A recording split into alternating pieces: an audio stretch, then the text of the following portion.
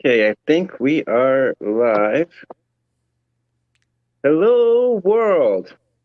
It's Chris Mitney, aka Mr. FLIXTER, and I'm here again with Chris from Movies and Munchies. How are you today, Chris?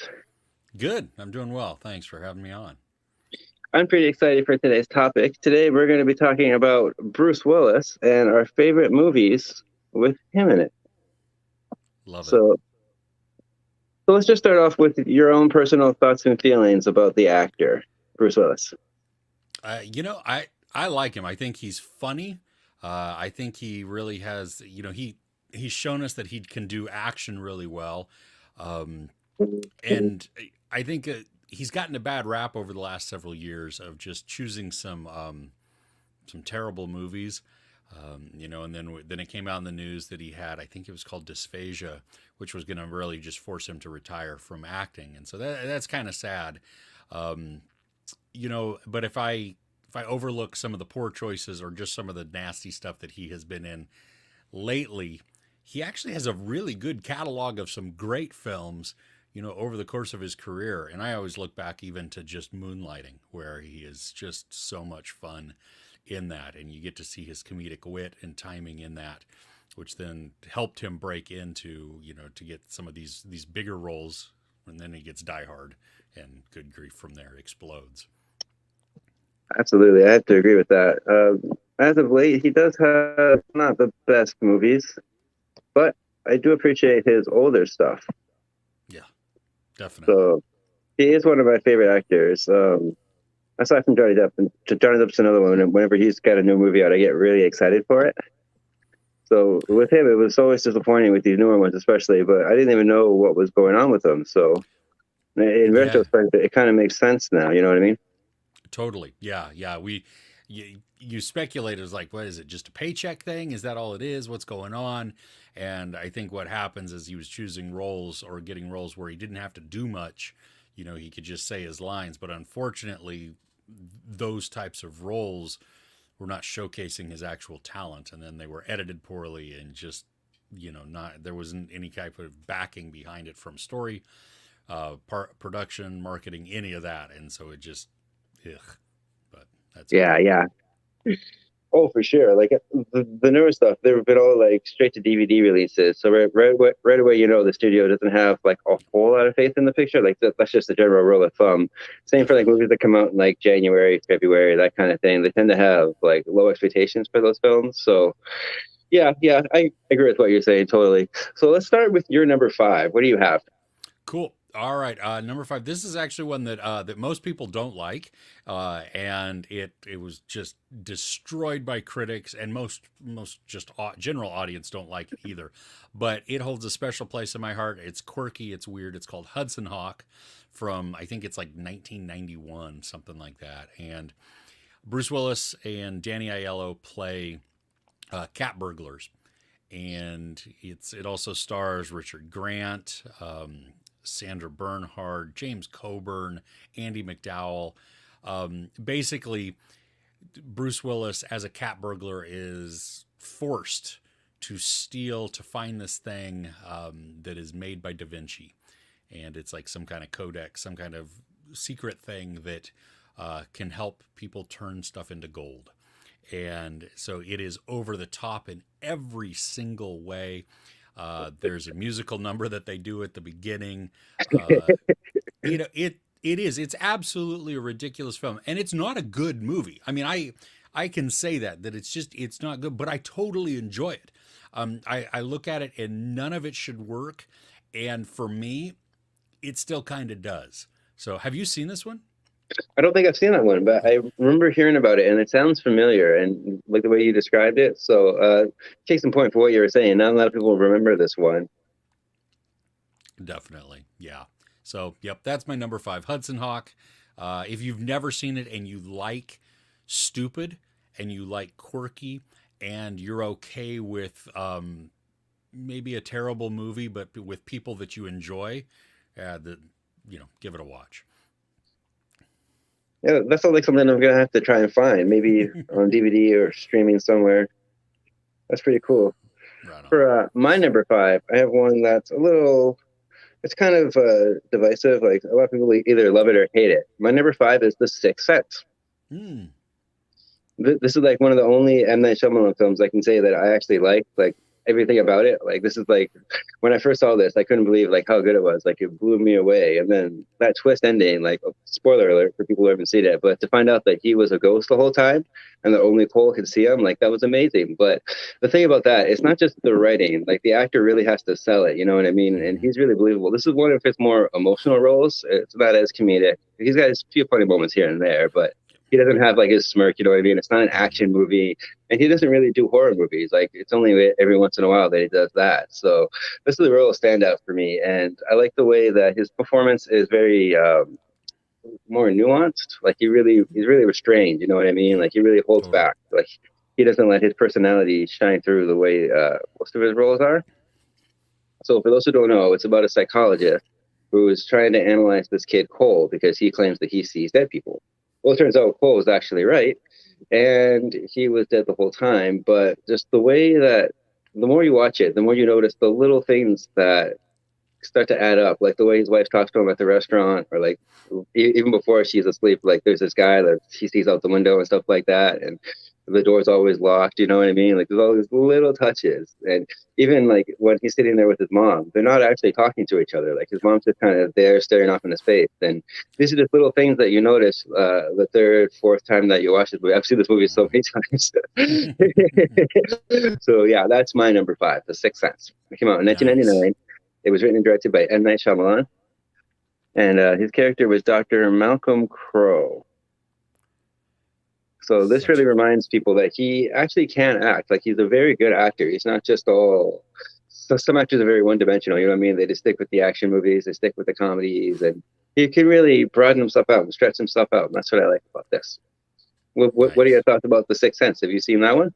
I have, yeah, and it blew me away. The I loved getting the twist at the end, and mind blown. Like you just look at it and you go, "Oh my gosh, how did I miss this?" Yeah, And the fact that it was hidden in plain sight for so long within the movie, and it was done so well. That's one of those that you go, yeah. You just you want to clap. You go golf clap. absolutely. Yeah, And I think from Shyamalan's part, it actually it set him up then as this master of twists. And what we've seen over his career is while he can pull off some twists, not all of them absolutely land every time. And so it's for him, I think starting off with such a strong film may set him up on a trajectory that he just couldn't handle all the time. But Bruce Willis is outstanding in this. I mean, just you're right, the restraint that he shows, the patience, the quietness within this, I love it. Great choice. Great choice. thank you very much. What's your number four? Okay, so this one is directed by Terry Gilliam, and it is a weird sci-fi ish drama, 12 Monkeys. Oh yeah, that's a good one.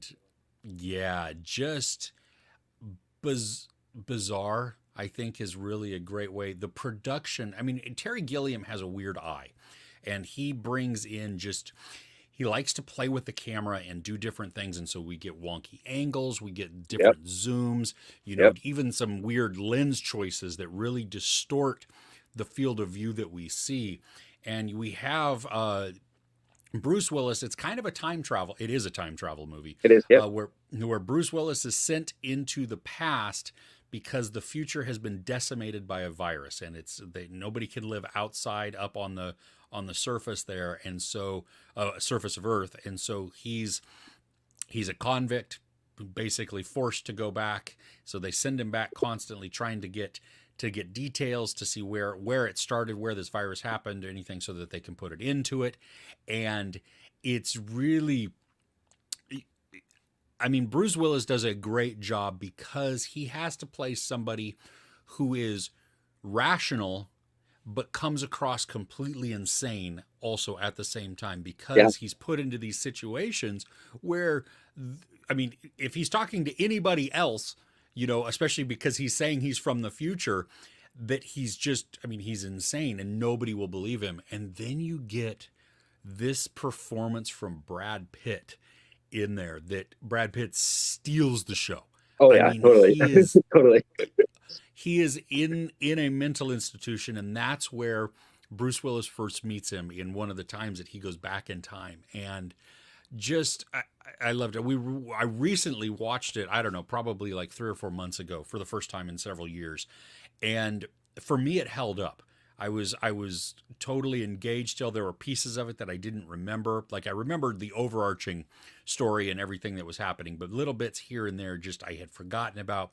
And it's a dark movie that not only dark in just production, because they don't use a lot of light sometimes and they use some weird lighting, but then I mean just the story itself is kind of dark, but it has this twinge of hope in there that you see within Bruce Willis's character, that he's he's going on, when he's forced to go on this journey, he's also going on this other journey. He's trying to just find himself happiness, trying to get some sanity, trying to make connections, and all the while haunted by these images that he sees. And it's, another one of these that I don't know how well was received by the audience. I think now it's probably more of a cult following, and it has Yeah. received a lot more appreciation than maybe it did at the very beginning. But it's an outstanding film. I mean, it's well put together. It makes a lot of sense, and I think there are some arcs that are predictable within there, but it holds enough close to the chest where it could still provide some surprises too. I'm really glad you brought this up because I actually have this in my honorable mention that I was going to bring up later on. So it's cool that you bring it up now because we can go a little bit more in depth with it. Yeah, this is certainly a phenomenal film, and I really recommend it. I don't even want to spoil it for people who haven't seen it because there is some things that, like you said, might be a little predictable, but this is one that you just have to see to believe because Terry Gilliam makes some of the weirdest movies. But with him, you never know what you're going to get with him. Like, it's just going to be so off the rails. And even though you know it's going to be weird, you don't know how weird it's going to get. Especially with all the different techniques, like what you were saying about the filmmaking. And I like how he uses the spinning. It's very good at making you disoriented. And it puts you like in their shoes. Like he does a lot of spinning in this movie. Yes. So that is an excellent choice. Real quick in the comments, we have Denisha Lane. She says, "Hi, Mr. Flixter. I enjoy your Sunday morning." Hi, Denisha. Thank you for watching. I appreciate that. Moving on to my number 4. My number 4 is Pulp Fiction from 1994. Nice. And a lot of people forget that he's in this, but he's in one of my favorite segments. He plays the boxer who's paid to take a fall in his next match. But he doesn't have the in him to just give up and quit like that. So he takes all the money and he runs. And basically, this movie is just a hodgepodge of different stories that are all together. And eventually, you see they all do connect somehow. But it's just so interesting how they go around the city. You see one set of people, what they're doing. Then you see another set of people, the way they're doing. And then you see Bruce Willis, what he's doing with his girlfriend. Then it goes to another set of characters, you know what I mean? And then it might go back to like Samuel L. Jackson or like John Travolta. Uma Thurman's in this too. There's just so many people in this. It was Quentin Tarantino's first like mainstream movie. Like Reservoir Dogs was before that, but it wasn't all that popular. Like it didn't really get him on the radar. This one is the one that made him a household name. Everyone knew who Tarantino after this one. And I remember how big this was in the 90s when this came out. So yeah, what I liked about his performance was because you could really see the determination and you could see the pride in his character, and he wasn't just going to roll over like that. He was actually going to fight back. And then he has the character to actually save the person who was going to kill him or beat him up or whatever he was going to do after he gets abducted by those hillbillies. Like, we don't actually get to see him box, but it is pretty cool to see him with the samurai sword fighting those hillbillies off that abduct him in the one store. And it's so funny too when he's in the car and then what's his name? Hold on, I got it here in my notes. Marcellus Wallace. He just walks by on the crosswalk and they just stop and turns. He's like, "Wait, you." So he just punches it in the car. He just tries to get away from him in the middle of the fight. They get taken by these people randomly. You think it gets weird from there? Oh my god. So what do you think about Pulp Fiction? It's been forever since I've seen it, but I do remember it like being blown away by the storytelling, because this was like one of those times where we, at least where it was done really effectively while we're we're being told this montage of stories that are seemingly completely disconnected and just happening all over the place, and then for them to converge. And that's what really was outstanding. And then we see that play out, that same type of storytelling in subsequent movies, not necessarily Tarantino movies, but it became kind of a thing where we got to see more and more of this type of storytelling where we're not necessarily telling something that's linear, you know. And so, and it's not even flashbacks, it's just we're getting things out of order. We're seeing stories from a totally different perspective or multiple perspectives Yep. within, you know, within this small universe that we get the glimpse of.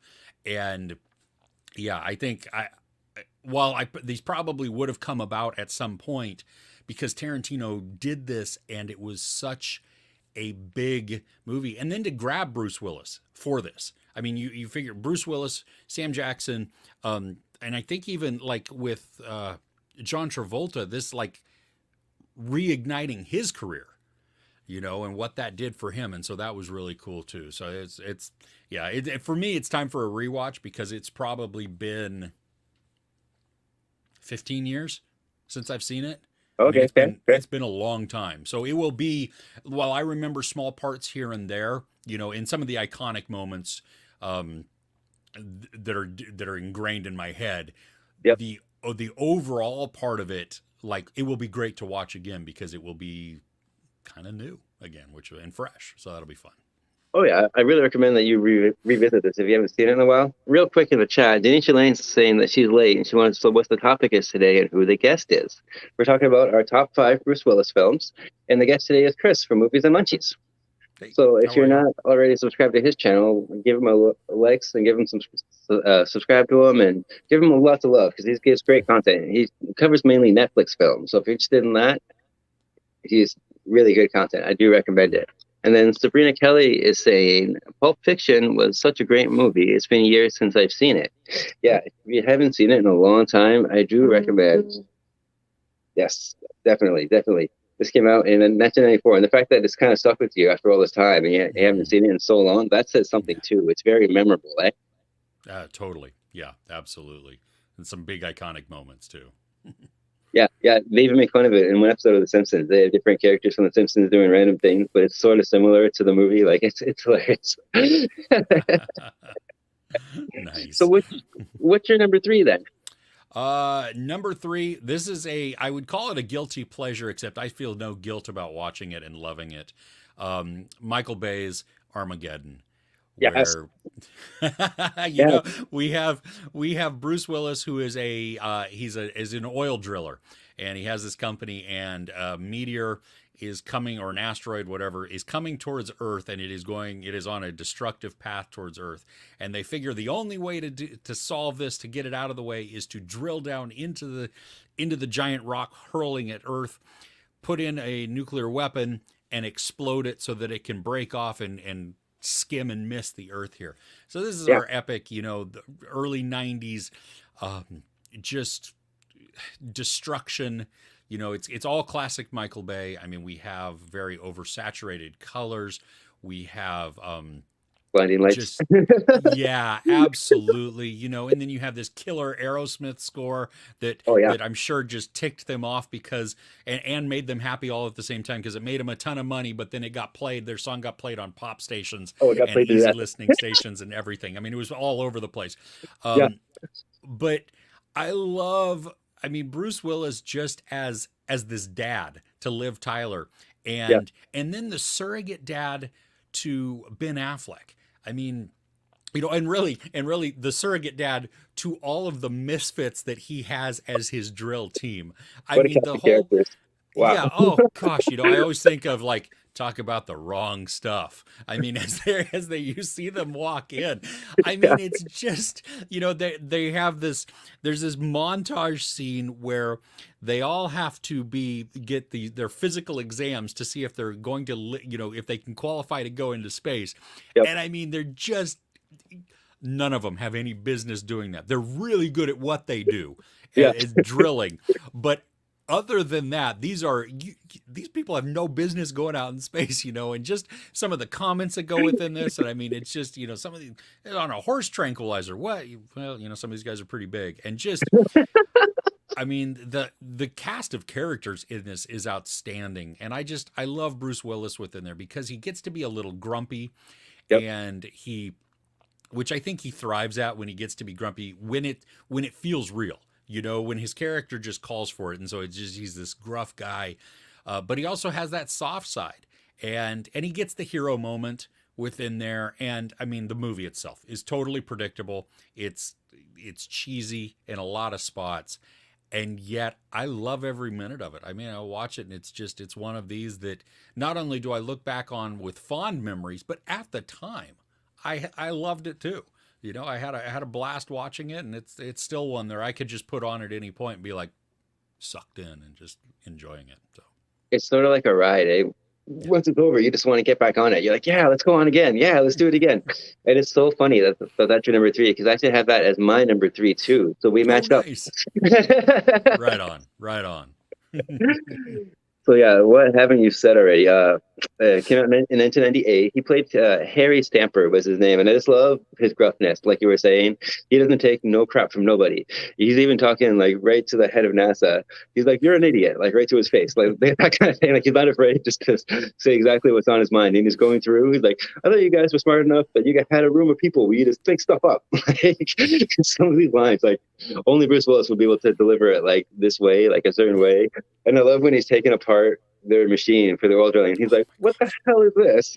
This doesn't make sense. Don't need this. What are you doing? Does anybody here think like?" And even though it would make way more sense to teach the astronauts how to drill than send the drillers into space and train them to be astronauts, it doesn't even matter because this movie is so much fun. And it can be dumb, yeah, and it's very predictable, yeah. But there's some movies where you can kind of ignore that stuff just because it's so much fun. And after a while, Michael Bay just became so like his movies are way different now. Like they're just all about like the special effects, and they're just so convoluted with all this extra like.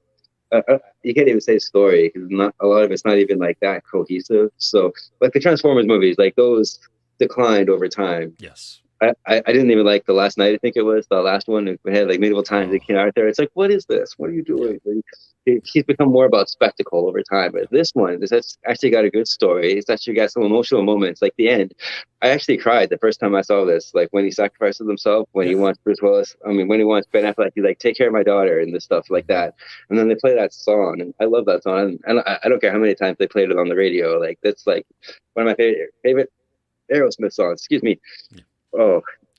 And just like his eyes in that movie, just like when he's talking to Ben Affleck for the end, it's incredible how much emotion he can just convey just from looking at somebody. Like he doesn't even have to talk very much, but he knows like he has to do this. Like it's the only way to save not only his crew, but to save the whole world. You know what I mean?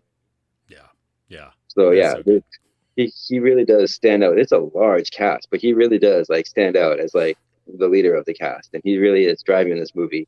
And his interactions with Billy Bob Thornton, especially, like some of my favorites, because he just tells them off. He's supposed to be the smart NASA guy. This guy's an oil driller, but he's like the best in the world, right? So he knows his stuff. You can't really argue with him. Nope. Especially if what is done right and on time. One of my favorite parts is when they go to the space station and they see the Russian guy who's like the Russian guy in like every movie. Yes. That's what I mean. Like I can go on about this movie. I love this. Like one of my favorite movies of all time. Not just like Bruce Willis movies, but like top movies. You know what I mean? Like so good. So it's funny that we both have that like right at number 3. That we put the same number on it and stuff. That's so cool. Outstanding. So what's your number 2 then? I'm curious if we have any more matches. My number 2 is like another sci-fi, and I love this movie. I really do. It's another good cast of characters. Bruce Willis gets to be just grumpy and silly, and the situations around him are just insane sometimes. But The Fifth Element. And yeah, the whole sci-fi aspect of this, I think, is just, it's so much fun. The fact that we have, again, Earth going to be destroyed by an evil entity. We have Bruce Willis, who's this retired like Marine guy. He's got special skills, forced on by the government to go and retrieve this ultimate weapon and or some stones, and it not to give stuff away, but it's the movie. Like, I think this is one of those that people love or hate because it is so weird at times. Yep. And you have, so not only do we have Bruce Willis, we have Ian Holm, Mila Jovovich, and then Gary Oldman. Good gravy, Gary Oldman. Now I had heard my friend Ruben from the Ruby Tuesday. He also does a YouTube show. He had told me that Gary Oldman didn't want to be in this film, but he had to be because it was like a gentleman's agreement type of thing with Luc Besson after doing Leon the Professional. And I mean, Gary Oldman in both. Gary Oldman's just a gem all the way around. I mean, his range of stuff. And so he plays this, I mean, he's this bad guy in The Fifth Element, and he is so much fun to watch because he is, I mean, I think he's way over himself. I mean, he's so full of who he is and his belief in him and his qualities and his stature that's not actually necessarily always the truth. He believes in himself, but he's not necessarily as big and bad as he might purport to be. Bruce Willis gets so many of these side glances. There's a scene that goes where they go on this cruise and he has to interact with Chris Tucker for an extended period of time. Yeah. And that dynamic is so funny because it is oil and water. I mean, it is Chris Tucker over the top every single moment. And then Bruce Willis. Yeah. Oh, totally. Yeah. And Bruce Willis being like, and just shut up, stop. I have to do that. You're distracting me. All of these things. And I mean, even there's some good emotion in the story as well. I think this is it's a predictable arc as well, and that's okay. I didn't mind that because there's a lot of humor in it. There's a ton of action. There's a scene that they infuse opera and pop music, and it is like just spellbinding. Where you just watch this opera singer go at it, and you're like, holy crap, it's range amazing. Of voice that you hit. Yeah, it's a lot of fun. I think the movie itself is probably a little too long. As I rewatch it, I still absolutely enjoy it and love it and have a lot of fun with it. And Bruce Willis is just wonderful to watch in there too because of just everything that he brings to his character. Again, like all these on the list, he brings all of these little quirks within there. And I think in some instances he's a little bit like Kevin Costner because I think maybe he's not even acting in some of these where he's just kind of grumpy and he's just gruff and matter of fact. And maybe that's who he is really, and so I don't know, but it's so funny to just watch that. But yeah, it's a good one. You've seen it, I take it? Oh yeah, I love this movie. This is one of my all-time favorite movies. Just like Armageddon, like I could watch this on repeat all day. Like this is just one of my. Oh yeah, it's actually spoiler alert. This was going to be my number one pick for Bruce Willis. So it's funny that you brought it up too. That means we might have flipped for the two movies that were left. Like your number two is my number one, that kind of thing. But real quick in the chat, Sabrina Kelly says that The Fifth Element was definitely a good movie, but I think my favorite Bruce Willis movie has to be Perfect Strangers. Oh. I don't know if I've even seen Perfect Strangers. I don't think I've seen that either. That's a good suggestion. She stumped us both. Wow. Yeah. Oh, right on. Cool. Sweet. So I'll just go ahead and talk about my number one since we're already there, right? Yeah. Yeah. It came out in 1997. He plays Corbin Dallas, and I've always considered this to be like Die Hard in space. You know what I mean? Because if there's ever a Die Hard in space movie, it would be just like this. But not only that, it's in the future too, and so it's kind of like a double science fiction kind of thing. Because there's a lot of movies that are either in the future or they take place like in distant space, right? Like even movies like Star Wars, it's kind of hinted that this is the past. Like even with the first like tech scroll, and even Star Trek, like when they get to Earth, like it doesn't look all that futuristic. Like even though the Enterprise is super futuristic and stuff like that, like Yeah. so that might be like in the relatively close future. But this is the first time we've seen like advanced, like 1,000 years in the future, like flying cars and everything. Some of that one chase scene when Lilu like literally falls in his lap and goes to the top of the cab. That's amazing. And even though like it's like 90s green screens and stuff like that, and the graphics aren't all that like they're not the best graphics, it's still an exciting sequence just because the way like the car just dips down and then it goes around and then you follow the buildings, and then he goes down into the fog and the cops are trying to find him and then he hides, and it's just so well done, so well directed. And Luke Besson, it's too bad he doesn't do more movies because he's really visual with the way that he wants to present things. Like everything is very colorful. The camera's moving a lot. Like there's different lenses, kind of like Terry Gilliam. Like he's very experimental with his films, and you can tell that he's not from America. Like because a lot of American films they look the same. Like you know what I mean? Like especially in the 80s, like 80s action films get kind of tiresome after a while. But then this came around and they kind of reinvigorated not just science fiction, but I think it helped reinvigorate the action movies too, because it was so popular and it was so huge. And there's this one, like you said, Gary Oldman. I didn't even know that about he didn't want to be in the picture, but he just loses himself in all his characters, and it's amazing how he can do that. Like you can't even tell like he doesn't like want to be there or anything like that, and that's how you know a good actor right there. But not to take away from Bruce Willis, but yeah, like you were saying, there's a lot of emotion, and even though the two of them don't really have interactions in the film, which would have been great, just the way he interacts with like the priest, and the way he interacts with Lilu, and the way he interacts with like the henchmen and the aliens, and the one scene about asking if anyone wants to negotiate, that's like one of the best scenes ever. And it's supposed to be all covert, right? But it's on the radio. There's just so many funny things about this. But it's not just a comedy. Like it's also about the action. And when the action does come in that hotel, it's hard. Like there's so much going on at once, but it never feels convoluted. It never feels too like jumbled. You can tell what's going on because it's this very simple premise. It's all about collecting the stones for the elements and then trying to defeat this great evil. Whether or not they do it is up to Bruce Willis. And I love the relationship between him and Lilu because he kind of sympathizes with her at first. Like he doesn't really want to help. It's the whole dire situation. You know, you're in a wrong place, wrong time kind of thing. And but then he just sees the look on her face and she keeps asking, help, help, help. Like he can tell, like she really like she's in a bad situation. So he's really trying to do everything he can for her. Like that says a lot about his character too. Like he's good natured, you know what I mean? Like he's got a good heart. He's not just this rough asshole like some like other action heroes are, like wrong place, wrong time. Like I said, they get very tiresome after a while, all these 80s action stars.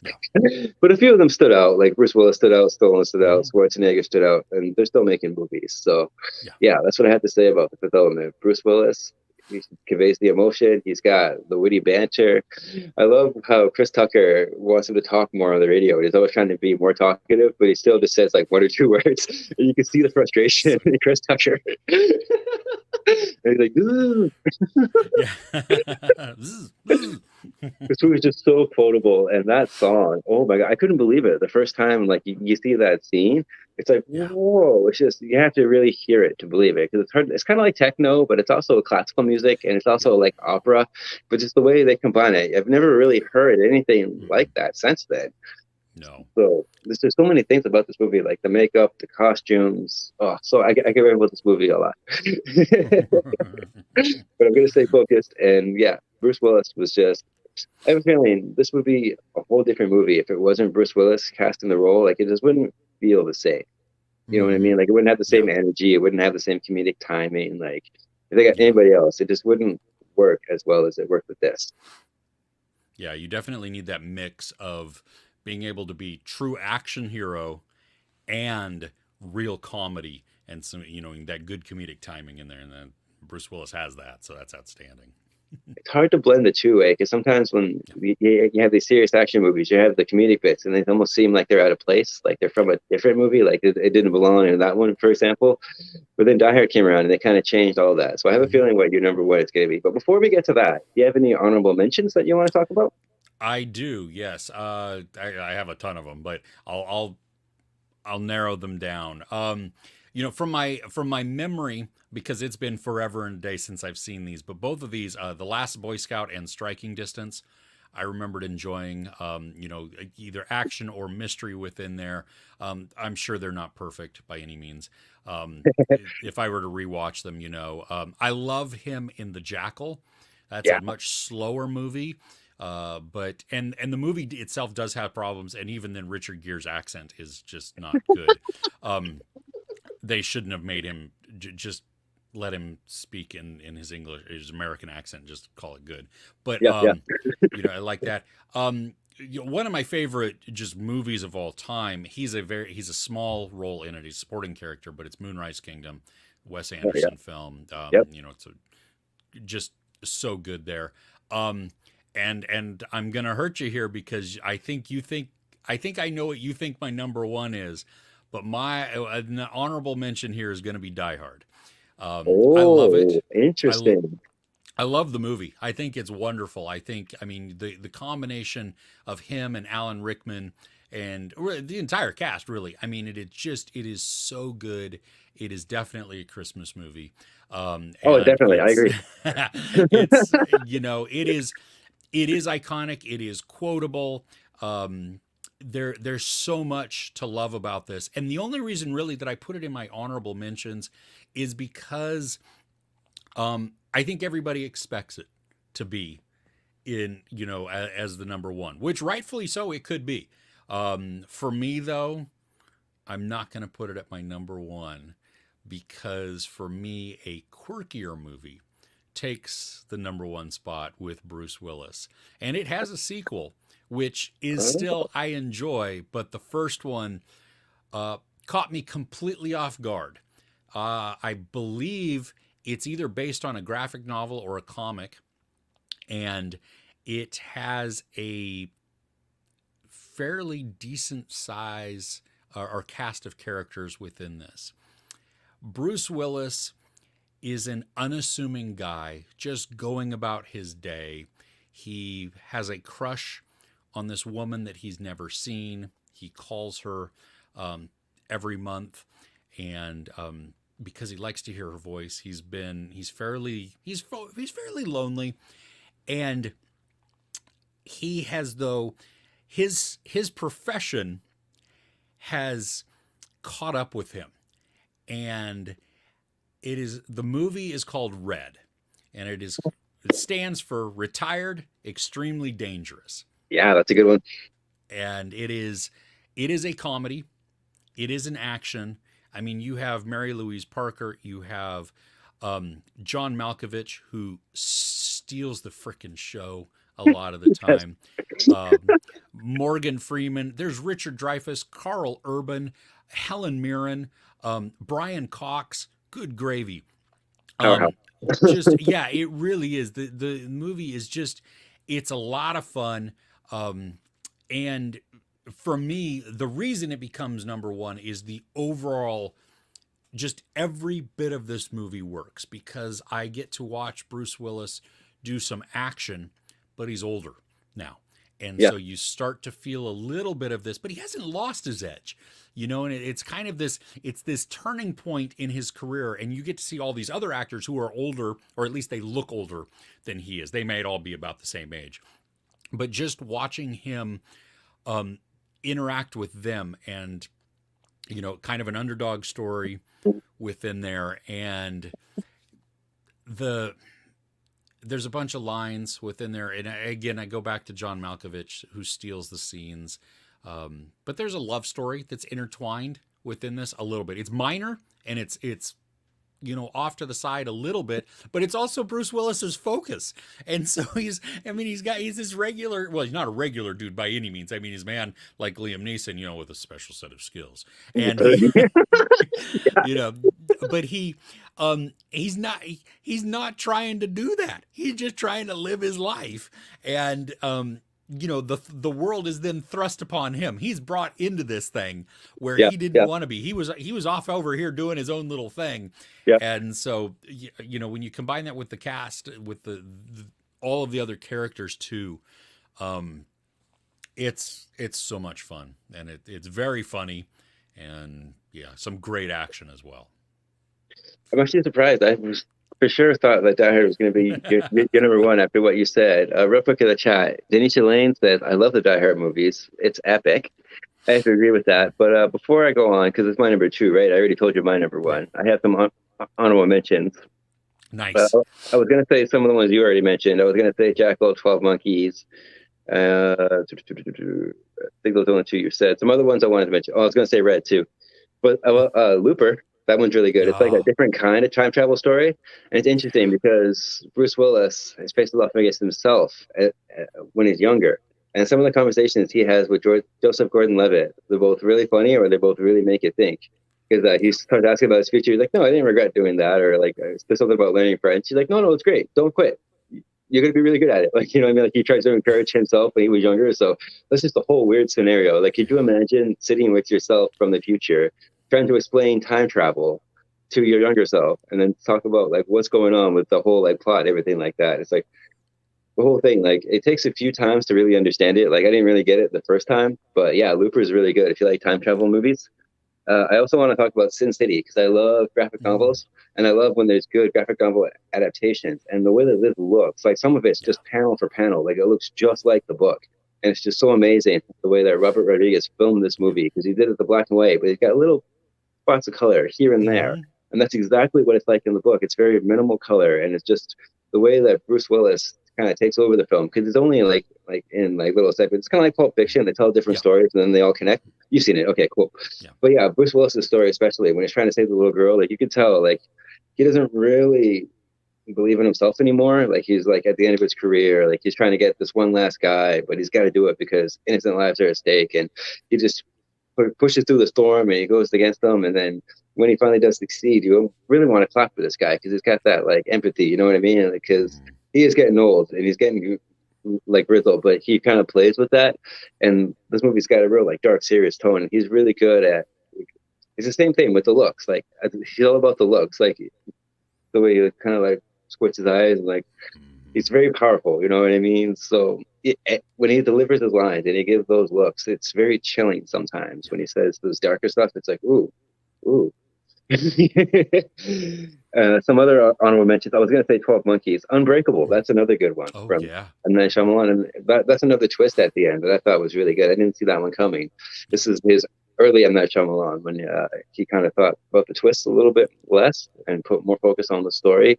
Because now it's all about the twist, right? And most of the twists don't even make sense. I don't know if you've seen Old, but that movie was terrible. I hated that movie so much. Just because the twist, like the end killed it for me. I was also going to mention Mercury Rising. That's a really good one from the 90s. A lot of people forget about that one. Yeah. When he's trying to protect the kid. And then I want to talk about The Whole Nine Yards. That came out in 2000. That's another comedy. Matthew Perry was in that, and Amanda Peet, and I think Vane Rames was in that. I think so. Yeah. But yeah, he's like a hitman. And it's kind of like Red. He's just trying to live his life. He's just trying to get on with like, but then his life catches up with him. So his neighbor is now in the situation with him, and the way they get out of it is just hilarious. So I would recommend that one. And then a lot of people forget that he's done some voice acting too. Like he's got a lot of good voice acting roles. Like Look Who's Talking, he plays the baby.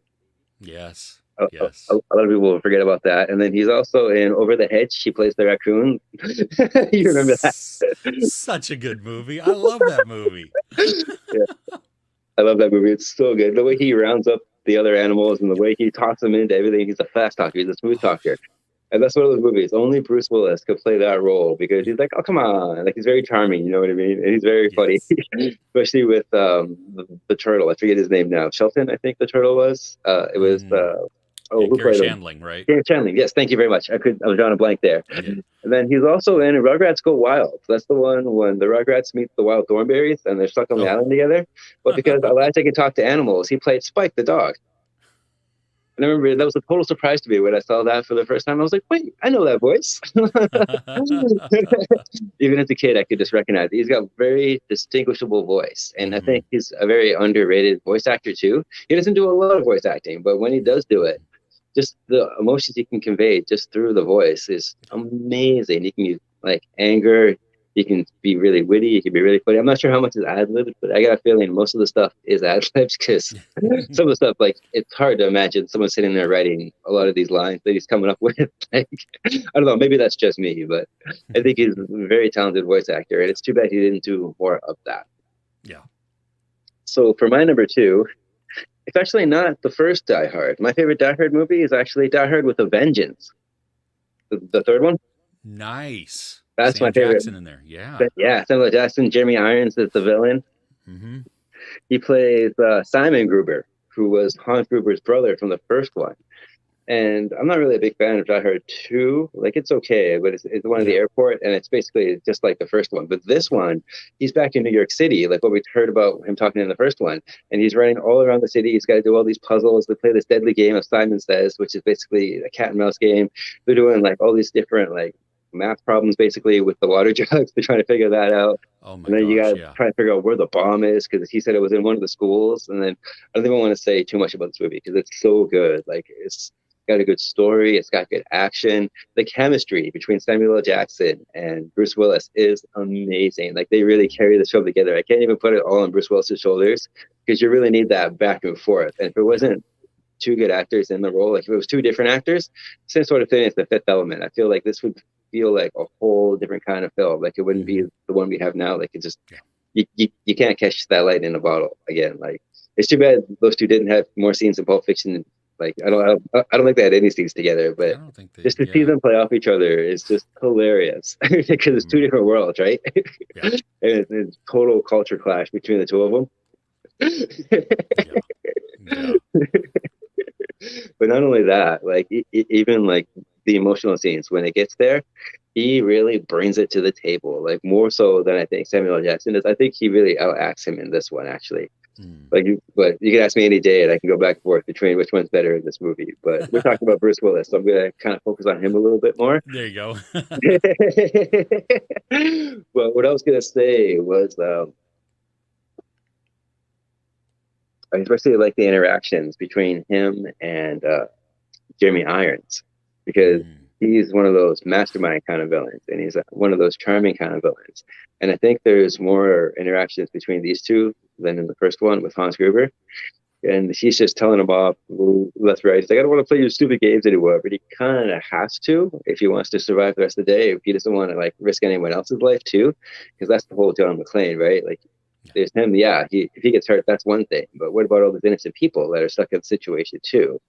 And this is just something about that. Like, a lot of action heroes, they kind of follow themselves and they're like, yeah, I'm an action hero. And that's kind of like their attitude in the movie. Like, they're indestructible too. He gets beat up in this movie. Like, he gets beat up so much. That's the thing about John McClane. Like, he gets hurt. He always gets back up no matter what.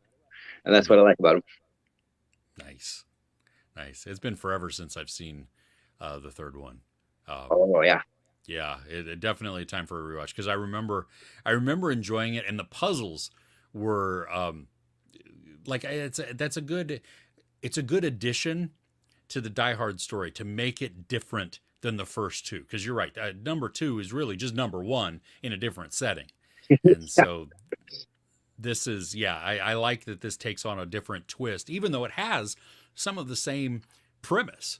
You know, you still have the bad guys doing a bad thing specifically, and, you know, with a goal, and why it's happening, or why everything else is happening for Bruce Willis to allow X over here to happen. But it was just clever, I think, is good. Very, very clever. I think it's more clever than the original. That's right. I said it. I know it's going to be unpopular, but I think the way that the story goes, there's more involved with it. It's a little bit more complicated. It makes you think. The more you watch it, the more you kind of notice things that you didn't notice before. You're like, oh, so that's what he was talking about when he says it later on. And I like when things do that. It shows how much thought is actually put into films. Where you notice, like, especially the writing. Like, the first one's really good. Don't get me wrong. It changed action movies. Like, it's iconic. Like, I do like that movie. But over time, the Die Hard films kind of went downhill. I think there's 5 of them now. And the last one was in Russia, and it just wasn't good at all. Like, the story was bad. It was all about his son. It was kind of weird. Like, okay, he's got a son now. Like, how many family members did he not talk about that you're going to bring in? Because even with the 4th one, it was cool because it had like cyber terrorism, which again brings something new to the franchise, like what you were saying. So it's good that they had what was good, and then they bring more of it, and they keep adding all these new flavors to it, so to speak.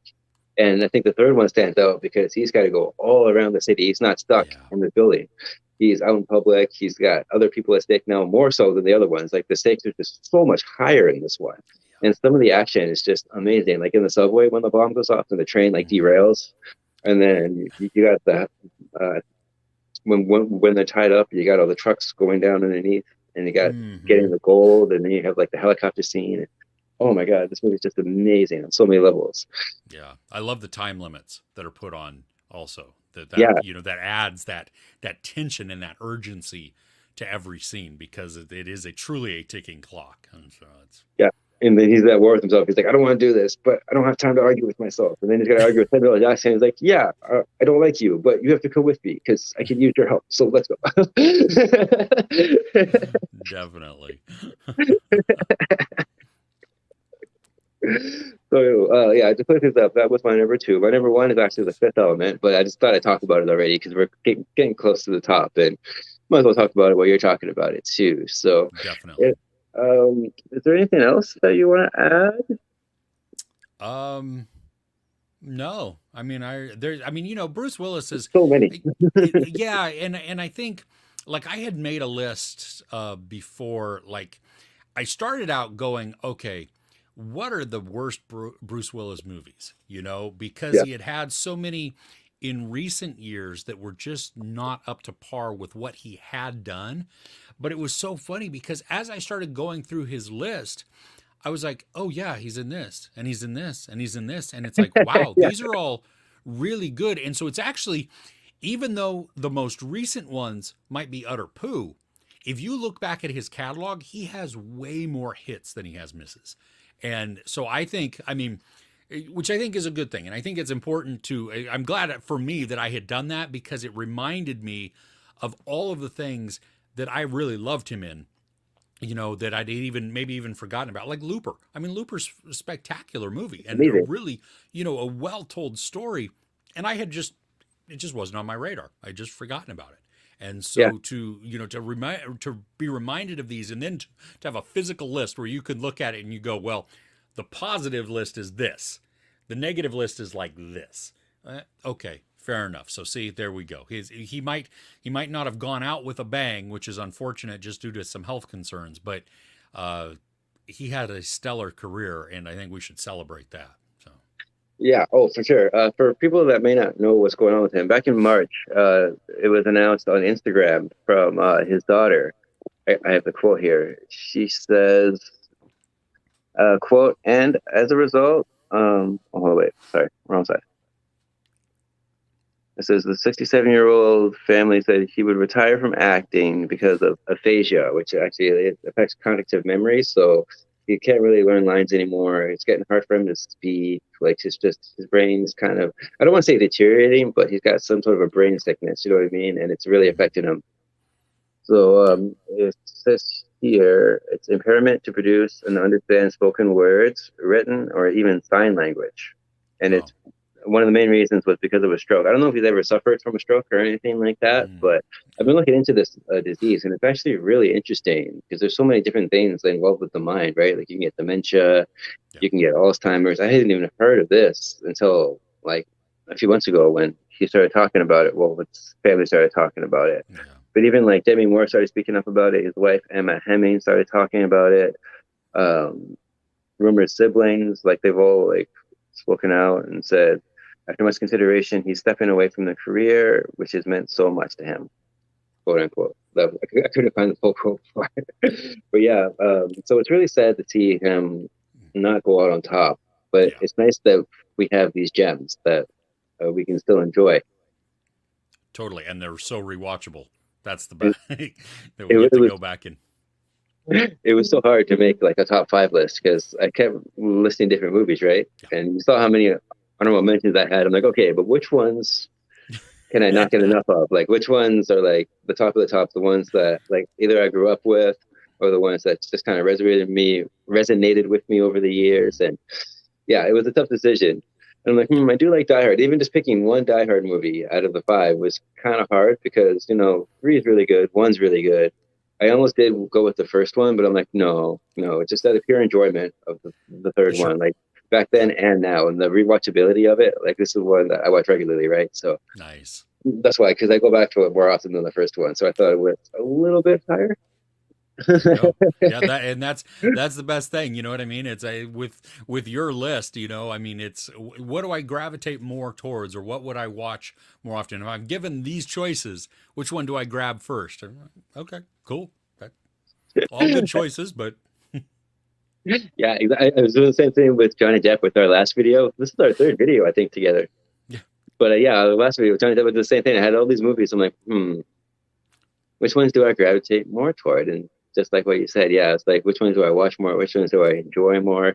And with that one, our lists were very different for that one. Like I didn't put Charlie and the Chocolate Factory on there, and that's one of the ones that you really liked. So it's kind of funny how we matched up with the one. Our number yeah, three was the same Armageddon. I can't get enough of that movie. Like that movie's just amazing. sweet. If you haven't seen it, people, you should watch that movie.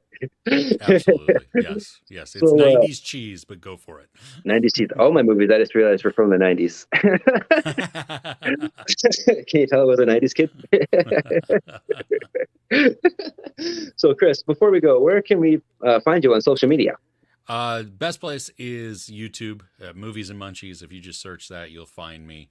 I review pretty much anything and everything. Well, not anything and everything. I review movies, TV, a lot of documentaries, a lot of just mainstream shows, a lot of foreign stuff. So international, non-English, love it.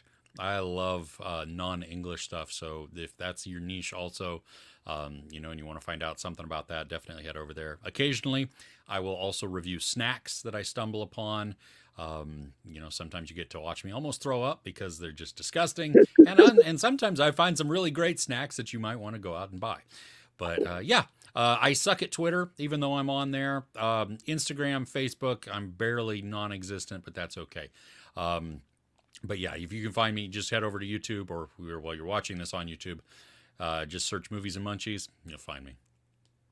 Awesome. Thank you very much for joining me and taking time out of your busy Chris. schedule to make a video with me. I appreciate that. We should do more in the future. Like, I really think toward the end of the year, we should get back together and do another worst of the year video. Like, because we got the whole, we had 6 more months of bad movies coming out. So Definitely. they're not all gems. Ain't that the truth?